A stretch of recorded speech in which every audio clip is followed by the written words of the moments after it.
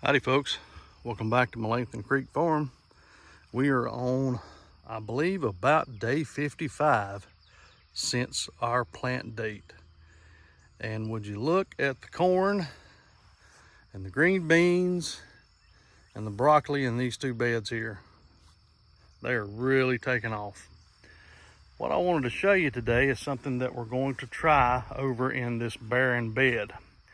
I took the old trusty wheelbarrow there and went and loaded up about 3 loads of my compost that I've been making since last fall.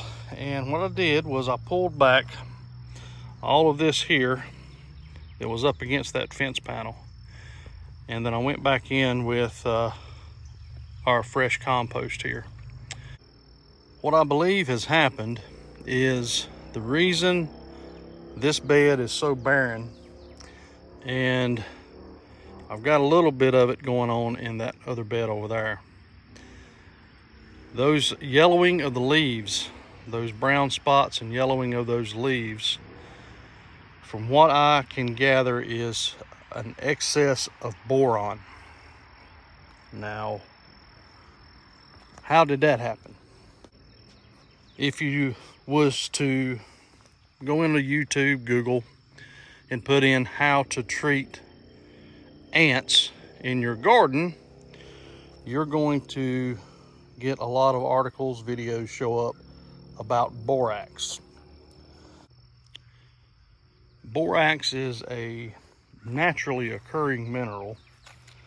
It's actually sodium borate, and if you look on a lot of your cleaning labels, you will find borax on a lot of your cleaning products, household cleaning products. One thing that borax is good for is getting rid of ants.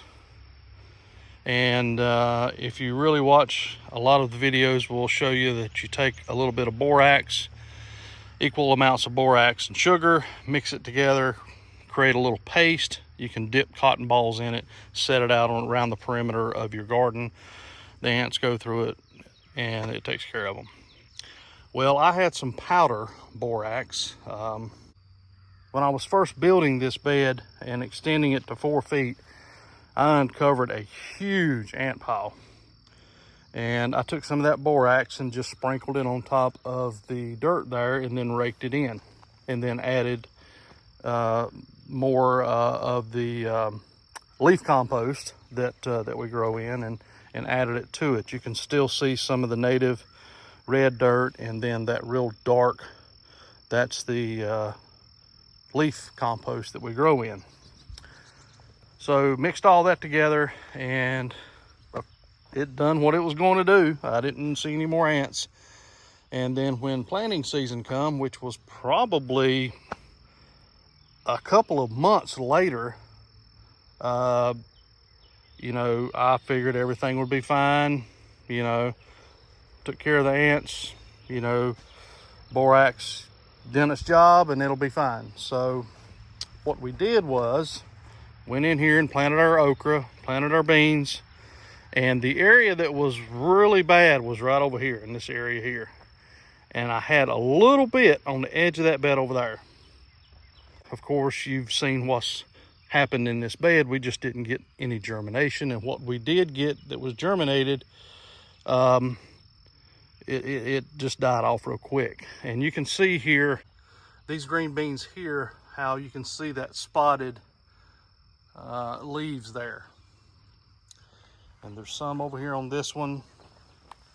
Even got a little bit on the okra as well. That okra there is not doing good at all. And then that one looks like it's got some effect on it as well. I'll take you over here to this bed so you can see these leaves, and you can see how they're turning.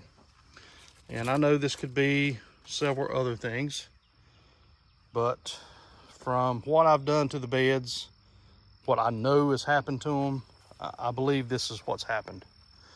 Well, look who decided to sneak through the fence. What are you doing over here? Huh? What are you doing over here? You better get out of there. Go on. You just gonna lay there, ain't you?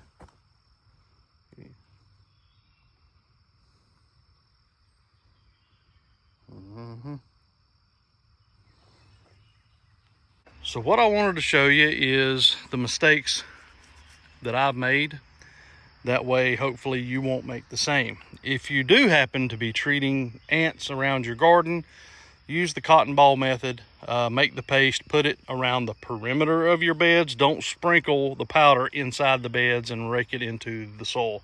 It will definitely do the trick, but it will also do the trick on your plants.